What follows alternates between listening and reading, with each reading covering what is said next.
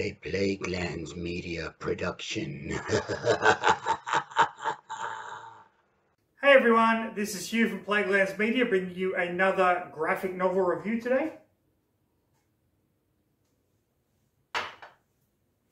Today I am going to look at Volume 5 of the X-Men Epic Collection. These are great compilations that Marvel have put out that basically contain some of the really important stories that have spanned comics all the way from, the Golden Age up until now. This is Volume 5, and it covers 1975 to 1978. This is Second Genesis.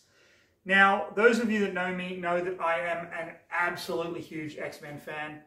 I started collecting X-Men comics in the 90s, kind of tapered off a bit.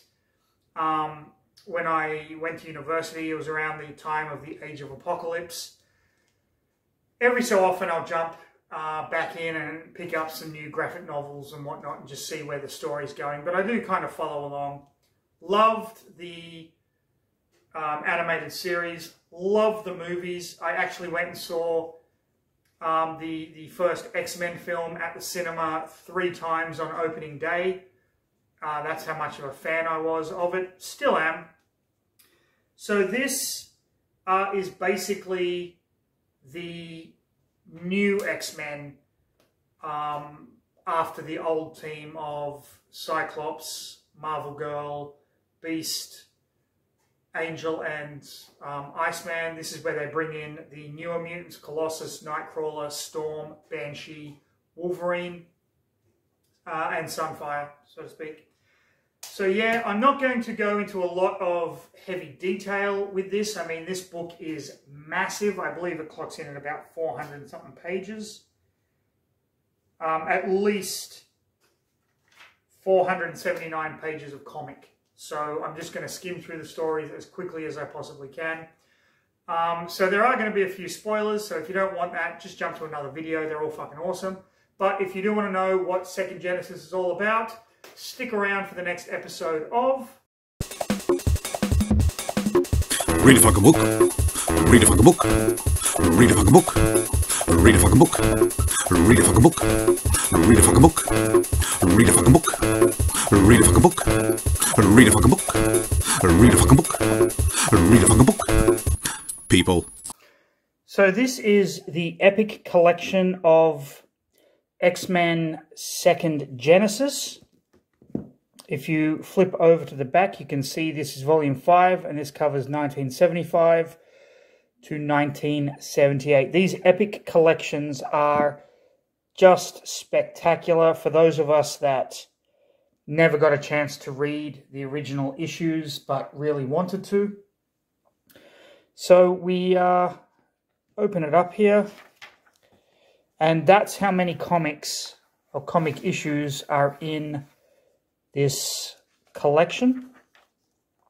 We start with giant-sized X-Men, number 1, Deadly Genesis. Now this is a very interesting comic. This comic basically heralded the start of the Bronze Age of comics. And if you want to know where it fits in the X-Men timeline, it's basically between X-Men issue 66 and X-Men issue, I think, 94. But this is where we have the next kind of generation of X-Men. We can see Wolverine, Storm, Warpath, Colossus, Banshee, Sunspot, and Sunfire, and Nightcrawler. And then we have the original X-Men, Marvel Girl, Angel, Cyclops, Beast, and Iceman, Bobby Drake. So it basically begins with, and I'm really going to go through these quite quickly because this is a huge book. Professor X kind of recruiting different X-Men. He starts with Nightcrawler, who's being attacked by a mob. Then he goes for Wolverine, Banshee, Storm, Sunfire, yep. Colossus. You can see Colossus kind of saving his sister from a tractor there. And Warpath, James Proudstar, who is an Apache Indian. And Cyclops is on this team as well. So you can see that they are kind of fighting already amongst themselves. Professor X lets them know what their mission is. We can see Havoc here and Polaris. They are basically going to the island of Krakoa. Krakoa being the living island, basically a giant mutant piece of land. If you read the X-Men comics now, then you know that Krakoa is where the X-Men have set up their home, although with the Fall of X storyline that I haven't really been following, but I kind of have. It's kind of weird. That has kind of all changed. So their job is to go to Krakoa and to rescue the original X-Men that are kind of being held in stasis. So they split up into teams, find the original X-Men here. Krakoa comes to life and they basically manage to free them, but now there are just too many X-Men.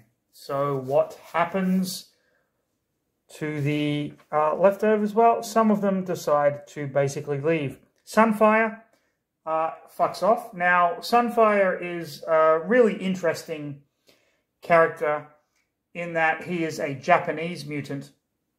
And so he's very patriotic. And I like the fact that they included in this kind of new lineup, you've got Wolverine, who's Canadian. You had Sunfire, who is Japanese. Colossus, who is Russian. Nightcrawler as well is Kurt Wagner, so German, I think. So Sunfire leaves. Banshee is Irish. And then, so some of them go, some of them stay. And then we have a kind of new team of mutants. They're all training together. Warpath gets injured in the danger room because he's not really a team player. And then we find out that this secret NORAD base has been taken over by Count Nefaria and his Animen. This is such a stupid way to take over a base. He basically sends a package to someone and it has a button that says press me, and when he does, the Animen appear. It's just really dumb, but that was 1970s comics. You just gotta love it or hate it. That's fine. So Count Nefaria has taken over NORAD. He has all the missile codes. The X-Men have been called in because the Avengers are busy. Beast at this point is a member of the Avengers. Warpath wants to go. Cyclops is like, you're injured. Warpath is like, fuck you, dude. I'm going anyway. So they fly the Blackbird to this Valhalla mountain, or Mount Valhalla. Count Nefaria fires missiles at it and ends up kind of destroying the Blackbird, and they all start to free fall. So we move on to the next part of the story where they're all falling, but they manage to kind of save themselves because Storm can fly, Banshee can fly, Nightcrawler can bamf, and Colossus just is Colossus once he's metal. You know, that's all there is to it. So they get Nightcrawler to teleport inside the base via the place where the missiles were fired, and he manages to get them in after taking out the frog guy. And so they infiltrate NORAD. They find the Animen. They get into a very heated battle with them.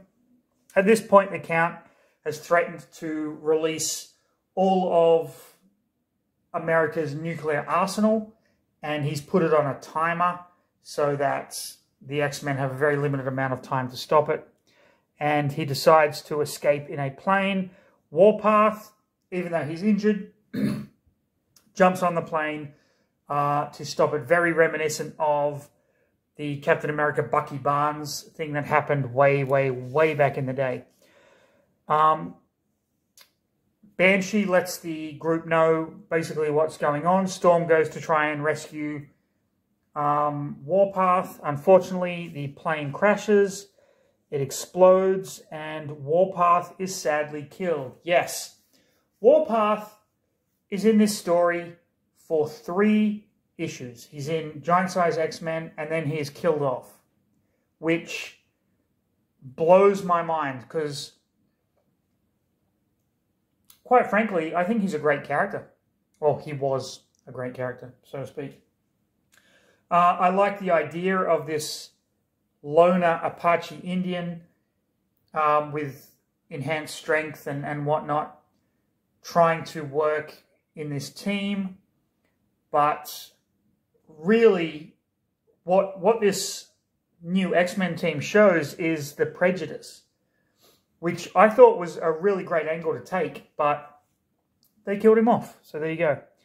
Then we have Night of the Demons. This starts with Cyclops blaming himself for Proudstar or Warpath's death, and just letting loose with his optic blasts. And what he effectively does is kind of open this portal. So all of these demons are kind of coming out. We get more Danger Room stuff. And then we meet Moira McTaggart, because Charles Xavier has basically hired this woman as a housekeeper. Those of you that are familiar with the X-Men know who Moira McTaggart is. She's a world-renowned geneticist. She had a love child with Professor Xavier, that is Legion.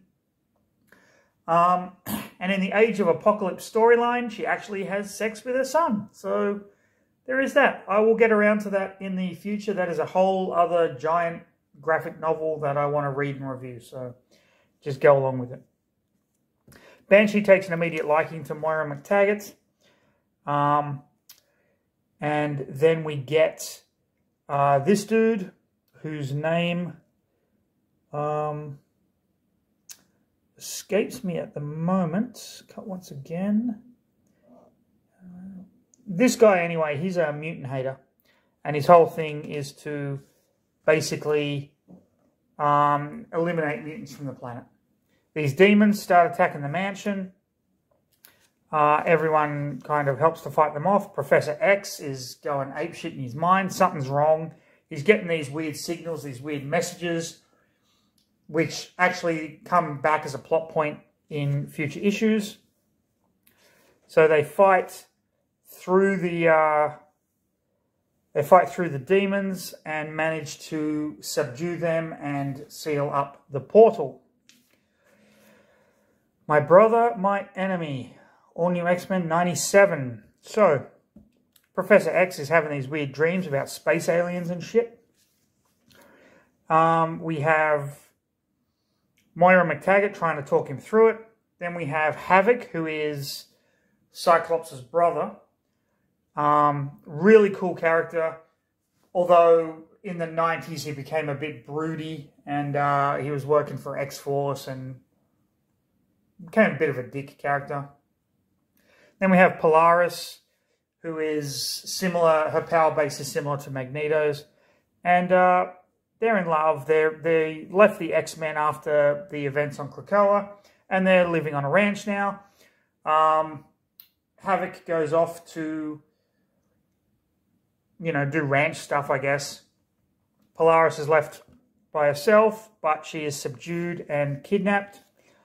And she attacks Havoc when he comes back, and then Havoc is now subdued.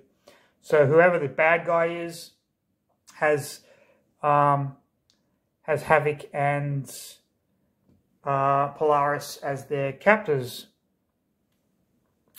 Jean Grey comes back, meets Storm and some of the new X-Men. But again, they kind of go off on this thing. They're seeing Professor X off at the airport, and they are attacked by Havoc and Polaris. Nightcrawler tries to stop it. A plane gets blown up, but thankfully no one is on board. And then we find Eric the Red. Eric the Red is behind all of these kidnapping shenanigans. So there's a battle between all the mutants. Cyclops and Havoc fight each other. Their powers negate each other. So Cyclops can't affect Havoc with his optic blast. Havoc can't affect Cyclops with his like plasma energy blast or whatever. And so they all battle Eric the Red, and everything goes kind of tits up. Lorna gets hurt. Havoc kind of goes apeshit, and Eric the Red escapes with both of them. And then we go back to this guy who wants to recreate the Sentinel program. And his whole purpose, of course, is to do that. So, it's now Christmas, and they're all having fun at Christmas, but the Sentinels come back. Sentinels, of course, being the giant mutant hunting robots created by Bolivar Trask for the government. They were actually the very first villains in the X-Men animated series two-parter, Night of the Sentinels, which introduced Jubilation Lee as the X-Men character that we, as the viewers who were supposed to be kids at the time, that was the teenage girl that we were supposed to be the one that we kind of followed or empathized with, so to speak. So they battle the Sentinels, as per usual. At this point, Professor X is on a fishing boat with one of his good friends, and a Sentinel bursts up out of the water. They think it's a trout, but it's a Sentinel, come on. And they capture Professor X, and his friend is left floating in the water. We can see that the X-Men have been captured by this psycho dude, Dr. Lang. I believe his name is Scott Lang, which is very interesting because that's the name of Ant-Man as well. So when I first read this, I was slightly confused. But it ends up making sense in the end. Wolverine manages to escape. He frees Jean Grey and Banshee. But when they manage to escape, they bust out of the facility, and the original X-Men, along with Xavier's friend, are trying to find them, but they're not on Earth. Why? Because they're in space. They're in a space station. So the Sentinels recapture them. Dr. Cordeau, I believe? Corbeau. Dr. Corbeau. Who is one of the X-Men's friends. I believe that was the guy on the fishing boat. Sets up a space shuttle launch that the X-Men kind of piggyback on. Now, this to me was incredibly interesting, and I'll tell you why at the end of this issue. So they go up to the space station that's kind of looking at solar flares and whatnot. And then we have this lawyer back on Earth who goes to this post office to send a letter to Banshee. And then we find out that someone is tracking the lawyer down and ends up killing the lawyer. We don't know who it is, and we don't know why. So they get up to the space station, but Dr. Lang fires some missiles to take out the shuttle. Dr. Corbeau ends up crashing the shuttle into the space station, where they get out and they start just fighting Sentinels. And it's just one huge kind of Sentinel fight, which is really cool. Cyclops goes completely apeshit and is beating the crap out of Dr. Lang, to the point where Jean Grey has to tell him to calm down. And as they're looking for the Professor, the X-Men, the new X-Men, come into contact with the old X-Men. We have Cyclops, Marvel Girl, Angel, Beast, and Iceman. And Professor X is telling the old X-Men to kill the new X-Men. So they get into this huge fight, X-Man versus X-Man. I mean, look at these panels. They are just spectacular. Early 70s and 80s comic art. I mean, don't get me wrong. I love the way the comic art has evolved over the years. I think it's brilliant. But look at this art. You just cannot beat this for nostalgia. So they have a big fight. Wolverine kind of realizes that something's wrong. And he basically discovers that after attacking Jean Grey, that these are new Sentinels that Dr. Lang has created that are Sentinels with the powers of the X-Men. So once that is discovered, they can easily defeat Dr. Lang, who is subsequently killed. However, to get out of the space station, they need to use the shuttle, but because of the attacks and the battles and whatnot, you know, the shielding is down. Now, this is where my review of the Dark Phoenix saga, the novel, this is where that begins. So think about that. This is where the Dark Phoenix saga begins. So that means this is where we see Jean Grey transform into Phoenix. So she basically gets how to fly the shuttle out of Corbo's mind. She knocks out Cyclops. Everyone tries to talk her out of it. Now, in this instance, in the novel, Wolverine tries to talk her out of it, and they're friends because the novel is kind of a different timeline sort of thing where they've been together for a while. But here, she doesn't know Wolverine from a fucking hole in the wall, so she yells at him, you know, back the fuck off. They're all crying. They get to the life pod. Jean Grey goes using her telekinesis to steer the shuttle while blocking out all of the radiation as the solar flares get higher and higher. She manages to do it, manages to land the shuttle and in the lake, and everyone's kind of up, where's Jean, where's Jean? She bursts out and she's now the Phoenix. They're all kind of worried and confused. They leave the airport very, very quickly so they don't get any questions asked. Scott is worried about Jean. Jean is in hospital, but they say that she's going to be all right. So the professor tells the X-Men, listen, you need to take a fucking break. You go off. Scott and I are going to stay here. Look after Jean. She doesn't need all of you fuckers hanging around.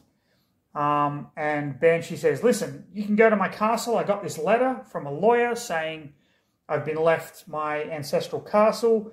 So we'll go there. We'll have some fun. We'll catch up with you later. So they go to Scotland and they go to the castle. We find out that Black Tom Cassidy, who I believe is Banshee's cousin, I could be wrong on that, has taken over the castle, and his main goal is to kill Banshee. This guy who has worked for the family, Black Tom, has taken what he calls the families, and they're imprisoned, and if this guy doesn't keep in line, he's going to kill the families. So they all go to this castle. They're all dressed up for dinner. We get this bit of a love triangle between Colossus and Nightcrawler. Nightcrawler has this image enhancer that can make him look like anyone he wants to. Image inducer, I should say. So they're all going to have dinner, and then suddenly they fall into a pit trap, and we find out that Black Tom Cassidy has the Juggernaut with him, and they are trapped in this castle, and Black Tom wants to ultimately kill them all. So Juggernaut gets into a fight. Storm is freaking out because she's claustrophobic. Black Tom and Banshee get into a bit of a tussle. They're all trying to take out Juggernaut, but of course, it's Juggernaut. We get a little bit of Storm's backstory, how her mother was an African princess, and her father is this professor, and they decide to go back to Africa, but it's during the war, and then everything's bombed, and she's left in the rubble. That's why she's claustrophobic. She's left alone in the rubble because her parents are both killed. She becomes a street urchin and a thief, and then discovers her powers after, and then, you know, Professor X comes and kind of recruits her. Misty Knight, we find out, is roommates with Jean Grey after Jean Grey moved out of the X-Mansion. Misty Knight is, of course, a main character in the Iron Fist comics. So there is now a tie-in between Iron Fist and the X-Men. Professor X's mind is just going apeshit. He looks in the mirror, he keeps seeing these aliens and stuff. Nightcrawler is knocked out in the fight, but discovers that when he's in shadow, he is technically invisible. So the battle continues. Banshee is overcome by Black Tom Cassidy, and Juggernaut and Colossus continue to fight, knocking walls down and shit like that.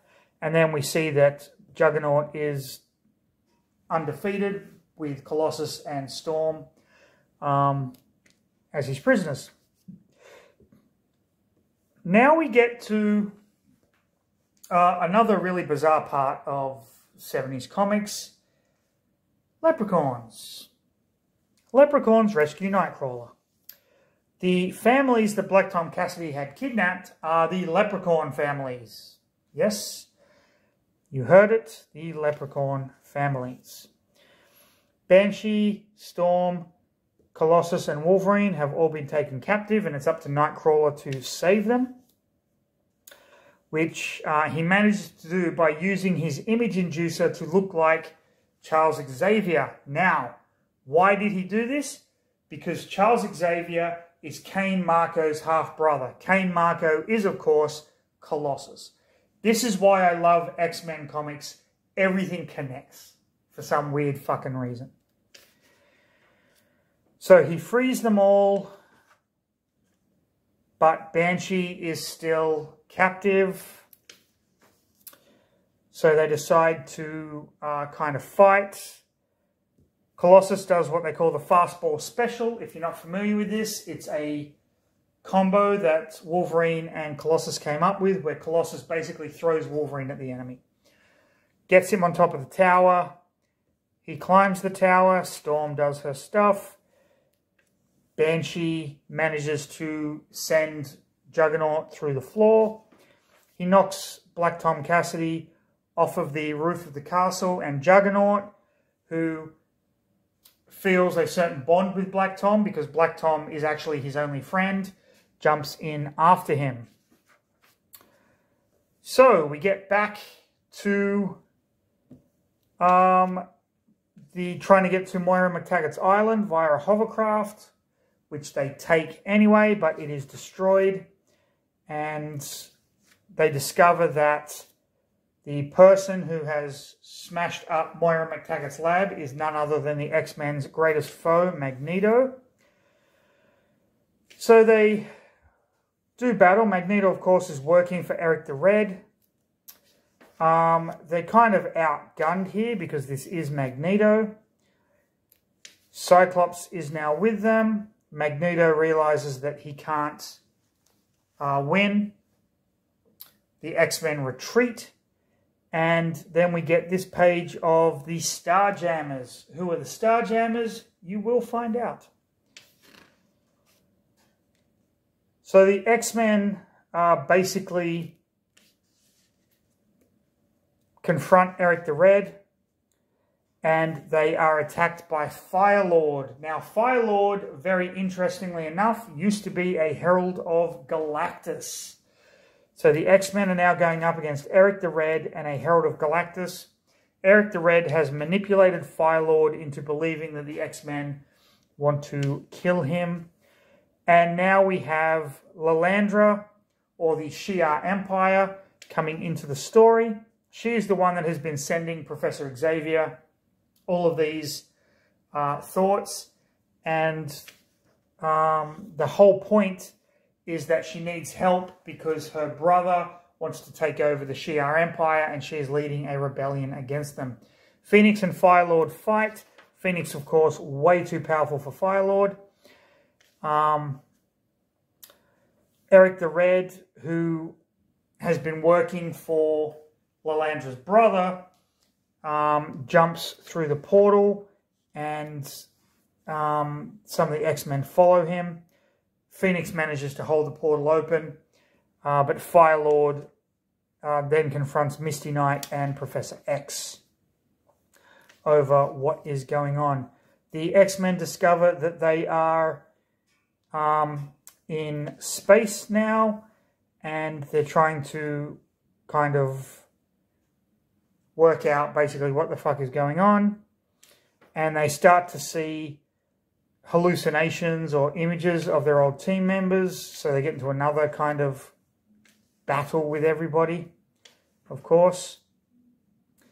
But it's all kind of illusion, and by one of the Imperial Guard of the Shi'ar Empire. And now they find themselves kind of fighting over the Makran Crystal, the Imperial Guard of the Shi'ar Empire versus the X-Men. And the battle kind of goes on and on. These are basically issues of non-stop fighting and action. It's fan-fucking-tastic. Lilandra describes what her fucking plans were and whatnot. But then the Starjammers show up to help because the Imperial Guard is about to kill Lilandra. The Starjammers show up and they kind of even out the battle. But the X-Men are sucked into the Makran Crystal. So they're inside of it. As this happens,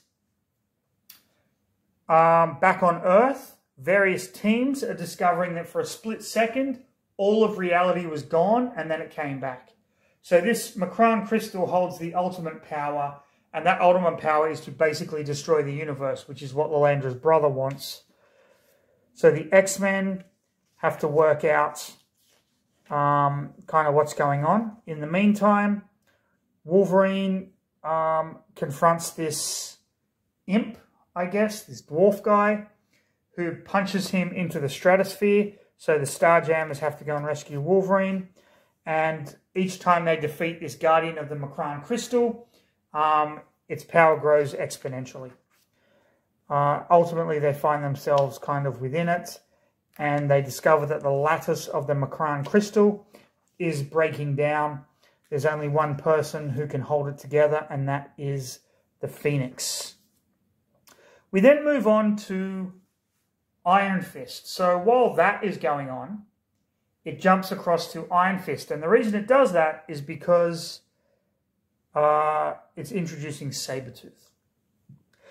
So Iron Fist and Colleen Wing are out in the snow. They were kind of hired to... They find a cabin to meditate, and we find out that they were hired to protect this guy, and Sabretooth is out to kill this guy, so they go kind of on the offensive for a little bit.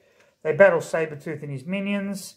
Sabretooth is kind of getting the upper hand, but then this is an Iron Fist comic, so Iron Fist manages to defeat Sabretooth in the end.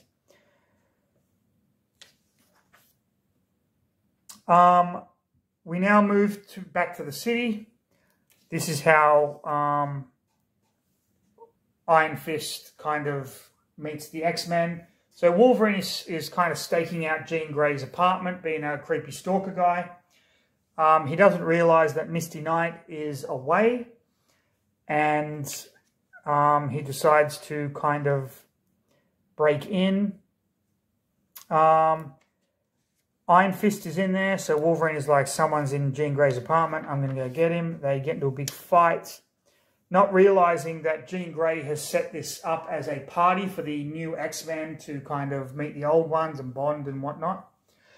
So there's a fight. The X-Men, Nightcrawler and Colossus are kind of walking. They get into character. Iron Fist is fighting them all. Storm comes along. And then finally Jean Grey with Cyclops is like, what the fuck is going on? This is supposed to be a fucking party, you idiots. And then they all have a good time. Okay. Weapons Alpha. This is basically the X-Men on a picnic. And Alpha Flight is trying to reclaim Wolverine. So Weapons Alpha comes and he and Wolverine fight, and then the X-Men get in on the action and it becomes a whole big thing. Okay, so Spider-Man and the X-Men. This has basically these scientists get caught in an explosion, and Peter Parker is on this flight that the X-Men are kind of piggybacking on after the whole Macron crystal thing, which Phoenix manages to rework the lattice around the crystal so it doesn't explode and reality is saved. And the plane kind of goes down because of these robot things that kind of are attacking because it's getting too close to this secret base. So the X-Men and Spider-Man take them out. Then they go and explore the base, or where the base used to be. And they go down there and they discover that the scientists have been kind of transformed by the radiation. And they are now gods, so to speak. And so the whole purpose is to get them to ascend via the energy from all of the X-Men. We have like Jean Grey, Banshee, Cyclops, and the gods who, these are just regular people, but they don't want to destroy the planet, so they decide to ascend somewhere else. Then we get a Spider-Man versus the Hulk issue. This is a Spider-Man and Banshee, because Spider-Man basically gets a ride with them, and then Banshee's like, I'll take him the rest of the way. And then they find the Hulk fighting this Woodman guy, and Spider-Man and Banshee kind of get into the middle of it. And then, yeah, it ends with Spider-Man stuck or caught in the middle. Then we go back to X-Men, the X-Sanction. This is a villain who, called Warhawk, I believe, who basically turns the X-Men's Danger Room against them. And they're all trapped in there. And they manage to subdue him. And everything is fine. Then we get a Spider-Man Havoc team-up versus the Living Pharaoh, which is kind of cool. The Living Pharaoh, of course, is immune to Havoc's power. So he's always trying to take Havoc's power so he can get more power for himself. So Spider-Man has to basically stop the Living Pharaoh. He teams up with Thor to do so. Thor, of course, has worked with Spider-Man in the past. They manage to free Havoc, and they manage to take out the Living Pharaoh. And that is the end of the Epic Collection, Volume 5. We get different iterations of what these new X-Men could have been. And then we get some black and white pages, which is always good. Some kind of extra info on the X-Men and this new X-Men team. So yeah, I know I went through that pretty quick. Well, 36 minutes quick, but there you have X-Men Second Genesis. Do I recommend this? Yes, I certainly fucking do if you're an X-Men fan, especially if you're a fan of the cartoons. These Epic collections are just phenomenal. I cannot recommend them enough. They're not too expensive either, so there is that going for it. It does jump around a bit, but you're getting full stories, which is always welcome. So there you go. If you enjoyed the video, like, subscribe, leave a comment, hit the notification bell so you don't miss out on any other videos. But most importantly, stay safe, have a fantastic rest of your day, and please, please, please read a fucking book, people.